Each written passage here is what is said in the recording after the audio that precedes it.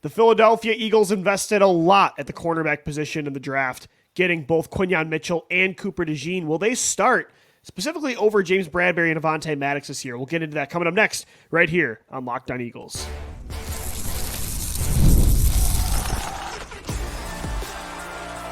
You are Locked On Eagles, your daily Philadelphia Eagles podcast. Part of the Locked On Podcast Network, your team every day.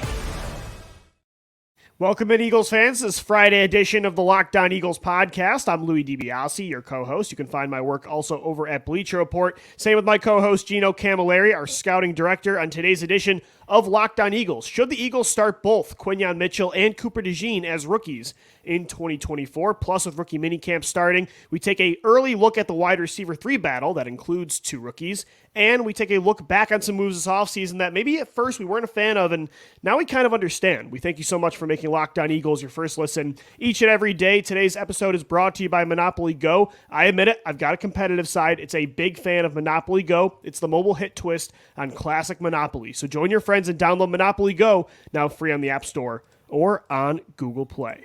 Minicamp started today. Gino, some egregious jersey numbers being handed out to our rooks. Quinyon Mitchell's number 30.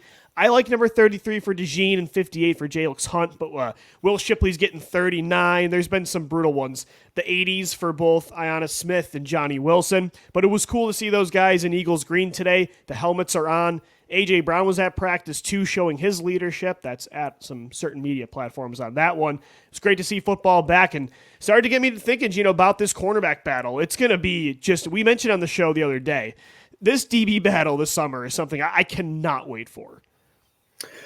I think the competition all around this football team is going to be very intriguing. And on yesterday's show, in our YouTube comments, a lot of people started talking about the idea of Britton Covey potentially not being a lock for this team. And that kind of perked my eyebrows up. And I'm like, maybe not. Maybe he isn't a lock. Like maybe a lot of these guys that we're looking at, especially at cornerback, especially at wide receiver. Yeah. Maybe this depth chart isn't as so set as we truly believe. When it comes to both of those positions, though, Lou, I think the right choice is going with the youth because you've been down this road before. We get the nightmares of that 2018 room where you had a young Rasul Douglas, a young Cindy Jones coming back off of that Achilles injury. And instead of figuring out how many RPMs you can get on this car, they kept the thing in the garage all 4 seasons long, ended up trading it in for a nickel on the dollar, and Rasul Douglas turns out to be one of the better cornerbacks in all of football. Sidney Jones, we know what happened with him, but you can't let that same thing happen again. Or Jason Peters starting over Jordan Mailata back in like 2020. I mean, there's plenty of examples that you can go back and look at throughout the history of this football team, man. I mean, the way that they started to produce last year after that downturn post those first 10 games was when the youth started to go onto the field. I mean, Kelee Ringo, was he perfect? Absolutely not. Did he get taken advantage of it when it came to defending and tackling on an island? Absolutely. But were there times that he flashed his athleticism, his closing speed on the back end, his ability to make plays on the football? That's what I want to see. I would rather see those guys go out there and potentially let up a big play at times over a James Bradberry, because we know what happens when a corner starts to hit their downturn. Bradley Fletcher, Kerry Williams, Leotis McKelvin. It's ugly. It doesn't go well. Look at James Bradberry last year. One thing you can rely on that position, though, Lou, is if you can run, you at least are going to put yourself in a position to make a play on the ball, to potentially, even get a fingertip on his shoelace when it comes to tracking him down, not just getting burned by being out of yards away. Yeah, exactly. You can't get stacked, get out of phase within the first 5 steps of a route, and then expect to have that closing ability on the football like these young guys have. And Gino, I think there's been situations in the past few years because you've had so many good veterans that these rookies didn't have to play. And that's okay. That's a good situation that Nakobe Dean couldn't see the field because TJ Edwards and Kazir White were that good. Or, because Brandon Graham's out there and Hassan Reddick, that, Nolan Smith just can't really crack the lineup. Or Landon Dickerson becomes a great left guard because Jason Kelce doesn't retire. Or Jordan Davis can't really get in there because of Javon Hargrave and Fletcher Cox, and Linval Joseph was a good pickup, and so was Sue. Those situations are okay when a rookie can't play, but for corner, it wouldn't make sense. To me, it would just be a conservative approach if they say, we're going to roll out the 2022, 2023 starters of Darius Slay, who should start, but more so Bradberry and Maddox, and we're going to put Mitchell and DeJean, like you said, in the garage. If they needed that, I could understand it. Bradberry and Maddox could be good enough to do that. I maybe don't think so, but they could justify it. But I don't think Mitchell and DeJean are guys that need seasoning, man. Like, you look at, especially at corner the last few years, rookies have had a lot of success. Derek Stingley, Sauce Gardner, even Rick Woolen at the bottom of the draft. Like, there's been a lot of guys that have come in. Patrick Surtain, J.C. Horn is good film when he's healthy. Those guys have not really needed years to develop. And Mitchell, like, there's nothing about his game that translates to this level that I'd say he's not ready. He needs work. It's a lot different than if you were to have added a Nate Wiggins, let's say, where sure, like you have to develop him as a tackler because you can't rely on him to be out there where it could be a Kelee Ringo type of example where you can't put him on the football field for 3/4 of the season because you quite literally can't trust him. If you believe that Quinyon Mitchell is going to have his confidence dented at all by potentially being exposed at this level, one, you don't make that selection at 22. He doesn't give me that vibe anyway.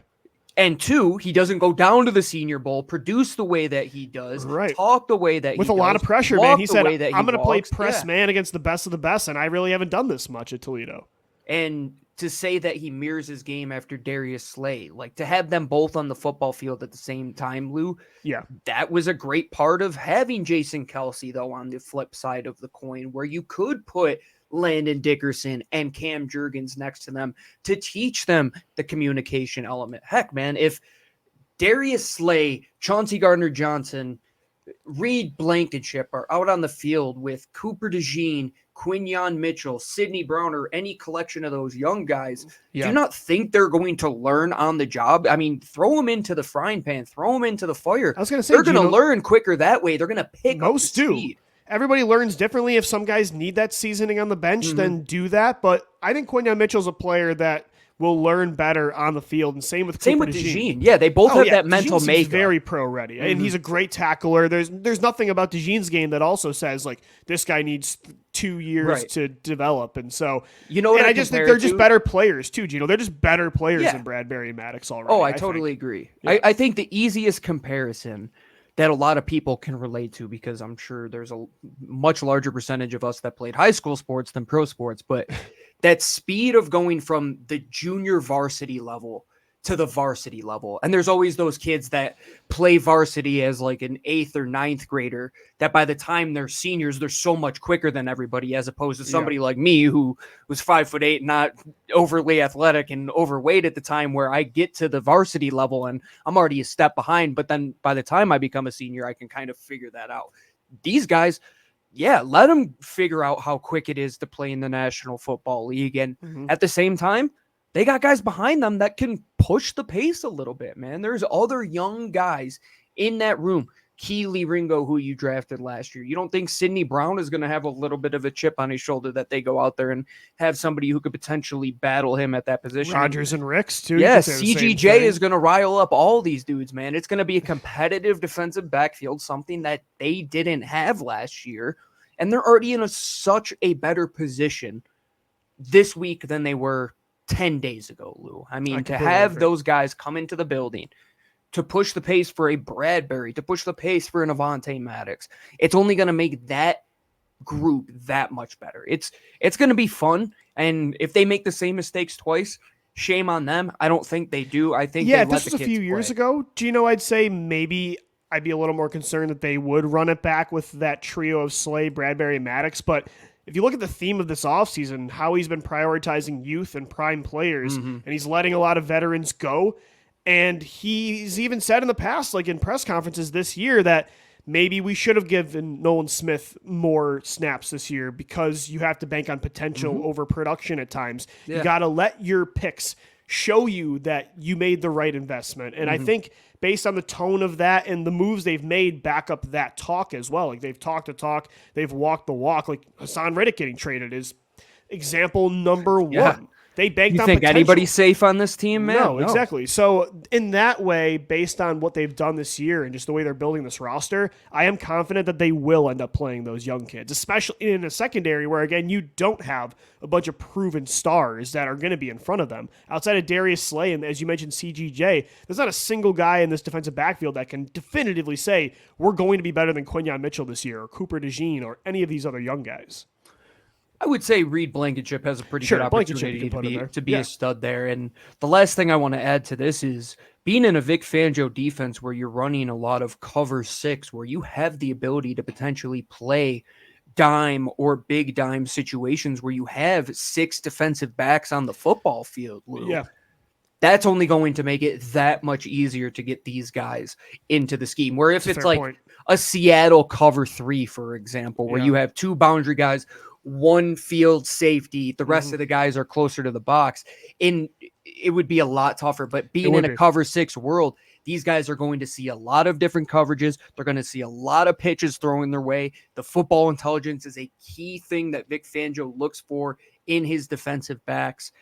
I'm excited though, Lou, because it presents a lot of opportunity. At the same time, there's a lot of risk there with the youth, but the ceiling to have this group there is a lot higher than that floor was of that group last year. You're doing it with the defensive line, so you might as well do it with the secondary. I mean, they've invested a lot of high picks in this defense the last 2 years. You got to see through those investments. Coming up next right here on Locked On Eagles, I want to flip the script, talk a little bit about an offensive battle at wide receiver 3. We'll get into that coming up next right here as we continue on Locked On Eagles. As we roll along on this Friday edition of the show, taking you into the weekend. Folks, it's a big weekend in sports. Winner take all time in the NBA and NHL. I'm sorry, Sixers fans, but what had to be done was done. They are who Ugly we way thought to go. They were. Yeah, Lou has been on this bandwagon.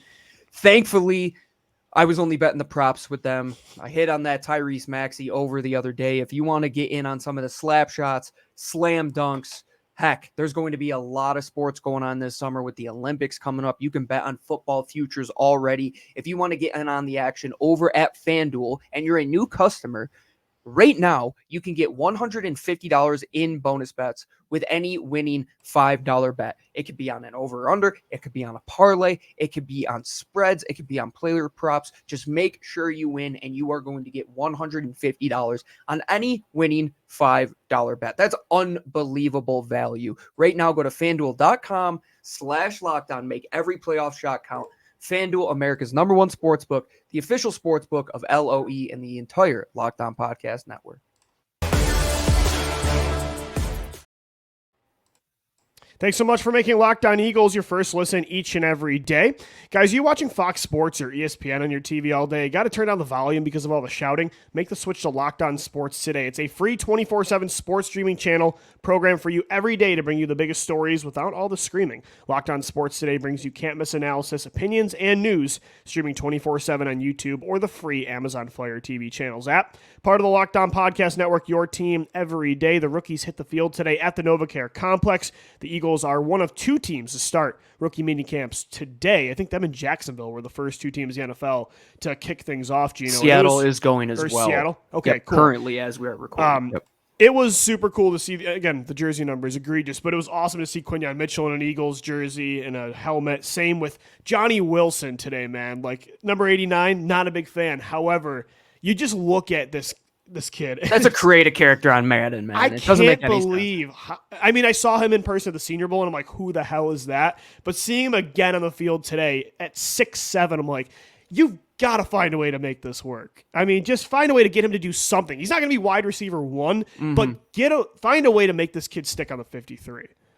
Our good friend over at Locked On NFL Draft, Keith Sanchez, I quote tweeted the clip of Johnny Wilson. Who's a part of wide receiver U, by the way, when he coached at LSU during the national championship. So yeah, I mean, just what Jefferson, Chase. If I trust anyone to receiver, it's Keith Sanchez. Yeah, what a trophy to put in your case, man, to be there with that group. But to go back to what I was saying with Johnny Wilson, man, you just look at him running the drills, and you go back to what Howie Roseman said. If you're going to take a chance on somebody on day 3, they have to be unique. And what a unique cat he is, man. He is a Madden creative character. People were probably frightened by the J.J. Arcega-Whiteside comparison to like this bigger slot type of receiver. Man, the guy has bend. He can get low. He can sit into his hips. Yeah. It's just one clip. Don't overreact. But you're able to see these things from these beat reporters. Hats off to them for getting us these clips of the body profile of these guys that you were hearing about during the draft. And now you get to see them in Eagles green. And I'm glad to see A.J. Brown being around that group, man. Like, what a locker room cancer he was, as you would say. What a just a cool day for the whole organization to see Howie Roseman and Jeffrey Lurie out there. And, I mean, you see the guys like, Will Shipley get out on the field, and Jalix Hunt is – what a weird build that guy has too, man. He's a former safety. You can tell he's a former safety. He's got length. He's got super long legs, and I'm excited to see what you can get from him. And Ainias Smith, unfortunately, was out due to an injury, but it's going to be intriguing with all these young guys, man. They brought in a bunch of good UDFAs too, and Gabe Hall, who was out there, and just another exciting event in the NFL, which, I mean, for sure. We're grasping at straws what we're trying to break down when it comes to the film here, but it's exciting to see all these guys up close. Well, yeah, and it's more so just about what it made us think about. And I think when you look at, with wide receiver and talking about Johnny Wilson, you start to imagine, like, how can we find a way to utilize this kid in this offense? And wide receiver 3, I mean, it's an open opportunity for Johnny Wilson to not only make this roster, but get significant snaps this year. And same with Ainias Smith. Like, yeah, they have DeVante Parker and Parris Campbell. And imagine one of them will stick on this roster and be a prominent figure in this unit that's going to play for sure. But, I mean, neither one has almost any guarantees in their 1-year contracts. And when you look at it, Gino, Ainias Smith has a lot of the same attributes as a Parris Campbell. Johnny Wilson does a lot of the same things as DeVante Parker. Like, if they probably want the 2 young guys to give them a reason to not need the older guy. So right now I'd still say Parker and Campbell are probably the betting favorite to be the main guys at wide receiver 3. Nobody's going to be the full-time player there. It's going to be a committee approach, almost like it's running back. But I don't know. I'm starting to get the feeling too, just thinking about like Ainias Smith and the way Kellen Moore could use him. He might be the guy I put money on to, like, at the end of the year, who has the most snaps as the 3rd receiver. I'm starting to think Smith. And again, it's early, obviously, but the one guy in this whole equation that throws a wrench in it as well is Britton Covey. And sure, depending on how he developed it as a receiver this offseason, yeah. People are quick to kind of just write him off and be like, oh, you drafted 3 return guys with your first 5 picks. The return game in college is completely different than it is in the national. And I don't think that was calculated. I think it just so happens that these guys can also be good returners. They didn't take them with that. Covey was an elite returner last year. If it turns out that these guys can be key parts on offense better than what Britton Covey can be, that's when the question's raised. Time they can produce as returners, then we can get into the argument of cutting Britton Covey. But to go back to a place that you were just a year and a half ago where you didn't have a good return game, you didn't have a good special teams unit at all, and then turn around and Britton Covey is arguably the best returner in the National Football League, you don't just shoot yourself in the foot to create a hole on your team. Like, that's not going to happen. But if Ainias Smith all of a sudden is a key piece in this offense because Kellen Moore realizes that he can use him in different gadget ways. Pre-snap motion gadget, He just has to put the ball in his hand. It could be a quick little, just a pitch snap where he underhands it, or Jalen Hurts gets it on a quick snap. You put him in the backfield. He's played some running back. Same with Will Shipley, Lou. Like, where does he fall into this equation? Could he potentially battle for slot minutes as well? And Johnny Wilson, throw him in there. And Parris Campbell and DeVante Parker, I think the writing is on the wall long-term to where they will be. It's going to come down to what they believe they can get out of these guys right away. Yeah. If I had to say one of the young guys was going to produce at a quicker rate of the other ones, it would probably be Ainias Smith. I agree. Johnny Wilson, you're going to have to develop him more as a route runner. He's going to have to learn how to separate at the NFL level. Ainias Smith, get the ball in his hand. Like, I wanted Mecole Hardman on this football team way back when. That's the exact type of role you want for him. And let him develop as a route runner moving forward. But you get the ball in his hand, let him run just a couple sluggos every now and then, and he could really be a guy who, 40 to 50 touches one way or another, and you get him close to 500 yards. That's a realistic role in a Kellen Moore offense that somebody is going to have to step up to the plate and capture. But like you said, it's going to be a committee approach. I bank on the athleticism at his position, but at the same time, now what they can do with all of these guys. Heck, what's going to happen, Lou, if you line up Ainias Smith and Saquon Barkley in a 21 personnel package in the backfield? Like, now we're starting to get creative here. Like, that's what I want to see from Kellen Moore. I don't care about the numbers when it comes to snap count. I want to see the creativity element of what he can use these guys for. Well, and that exact idea that you just had is part of why I wouldn't shut up about Curtis Samuel in the offseason and free agency, because I wanted that kind of role. I think Kellen Moore would far better utilize that kind of player like an Ainias Smith than Brian Johnson would have. Brian Johnson last year would have just had him playing in the slot and never moving, no pre-snap. But would you rather give the ball to him or Parris Campbell? Oh, like for sure. The same conversation we had at cornerback. Yeah, exactly. But I could see, because Smith is 5'9", you want to keep him healthy, and Parris Campbell and DeVante Parker have an injury history, and Johnny Wilson, we don't really know what he is right now. That's part of the committee approach too, Gino, is like, I don't think any of these guys, for multiple reasons, will be someone you want to have getting like a Quez Watkins 2022 type of snap count. No, not at all. One guy is probably going to separate themselves halfway through the season, probably 10 games in or so. But at first, this is play the hot hand. Like, if somebody's not producing, next guy up. Like, let's get them in there, man. Like how you like to use your running backs, where you had them in a rotation where, heck, even if one of the guys was going well last year, DeAndre Swift was hot, they put Kenny Gainwell in. You got to do that at wide receiver to see what you can get, because there's no guarantees. And even guaranteeing Quez Watkins that job last year kind of bit them in the rear end a little bit, because you never saw what you could get beyond that. And the games that A.J. Brown wasn't there, look what happens. You have nobody behind DeVonta Smith. Well, now at corner, at wide receiver, where it was super top heavy and you didn't have the depth, and it looks, I like looking at it on paper, and I can't wait to see him get on the field. Yeah, at least on paper, it looks a lot deeper. This roster overall looks a lot deeper on paper compared to 2023. What's a move, though? We're going to get into this coming up next, that maybe in free agency or the draft we weren't a big fan of. I have one move in mind I want to get into that now we're starting to understand more from Howie Roseman's perspective. We'll get into that as we wrap up this Friday edition of the Locked On Eagles podcast.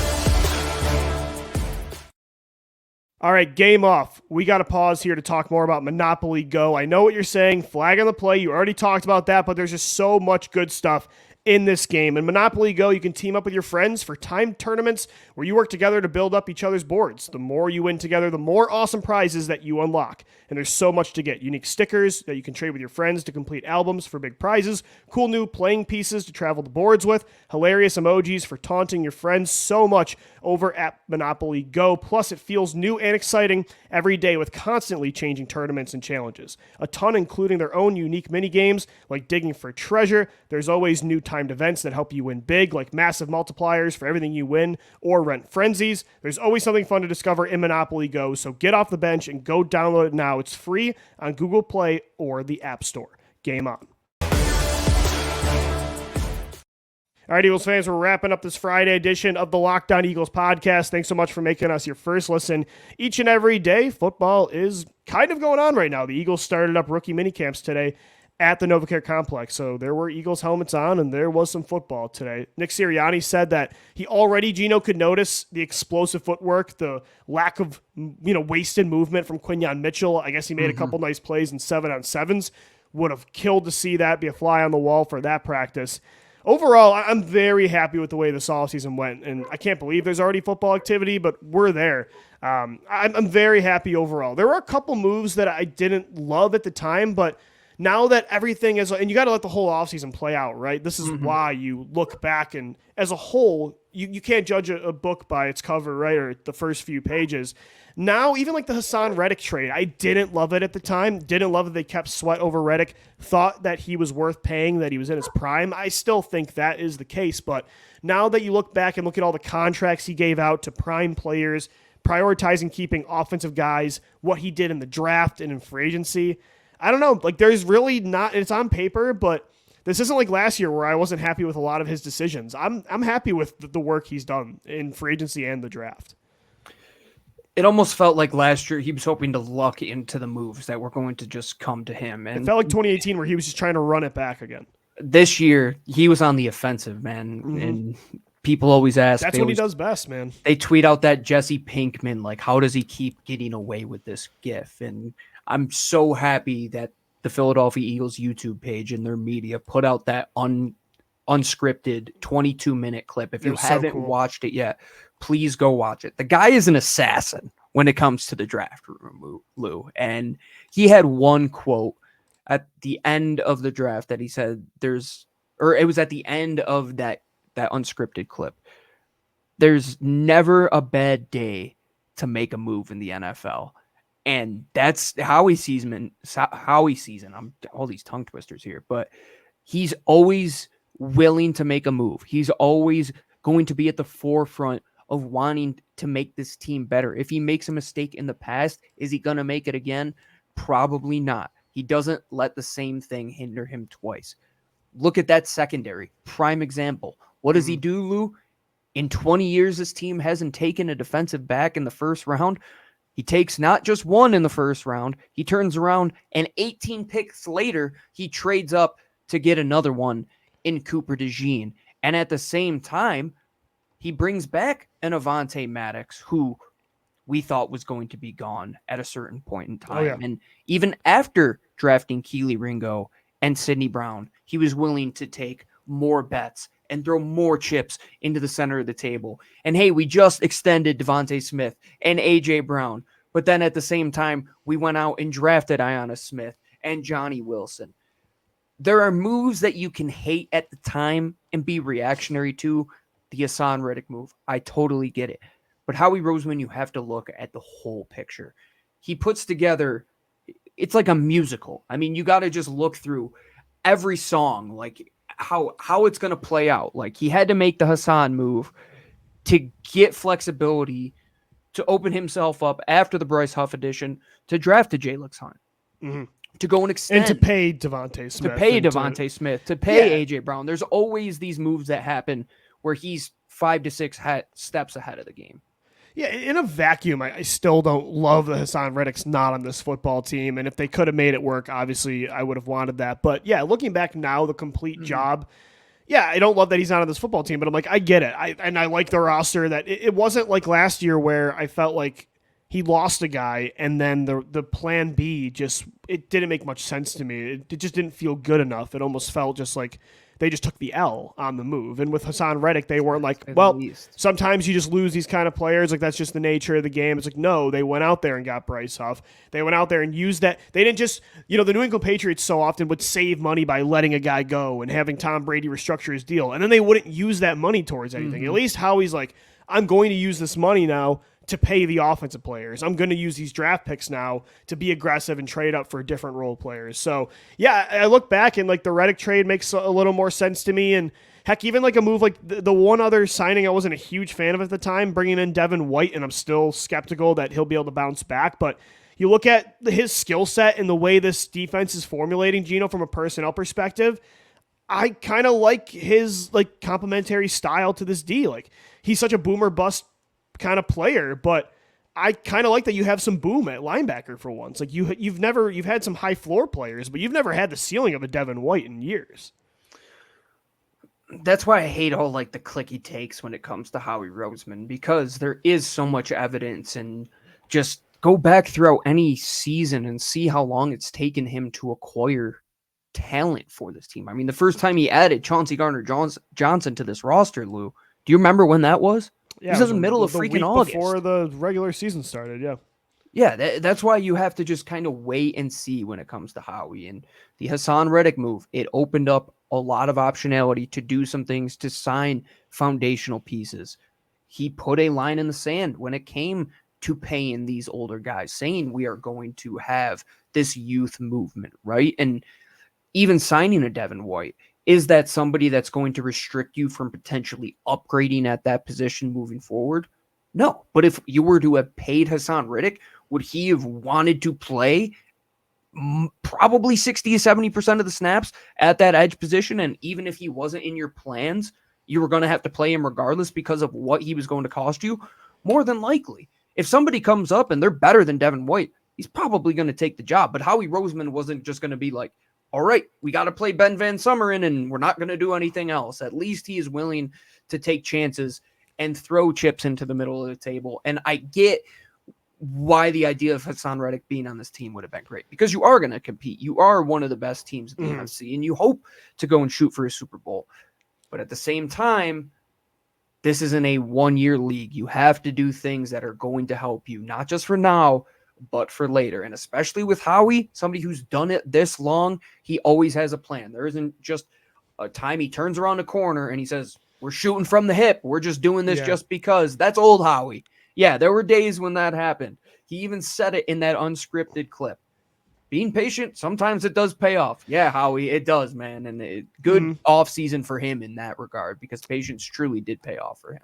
I get a little nervous when I love almost an entire offseason of work from this guy, because and then it's going to turn around and stink. Yeah. But there's been years that I didn't like a lot. So this isn't me being an Eagles homer, because last year I hated a lot of what happened in the offseason. In 2021, I was not really happy. It's kind of been going like every other year, and I'm back to where sitting on your hands isn't what we like at Locked On Eagles. No, if you've never picked that up. Exactly. And so this year, I don't know. I'm very, very happy with on paper, I'm very happy with the work from Howie Roseman. Now it's time for Nick Sirianni and the coaches to take this thing over and turn it into a product on the football field. We'll continue to get into it all right here on your daily Philadelphia Eagles podcast, Locked On Eagles, 5 days a week, Monday through Friday. Until Monday, enjoy your weekend. For Gino Camilleri signing off, I'm Louie DiBiase. As always, thanks so much for downloading, watching, and listening, and let's go Birds. Fly, Eagles, fly.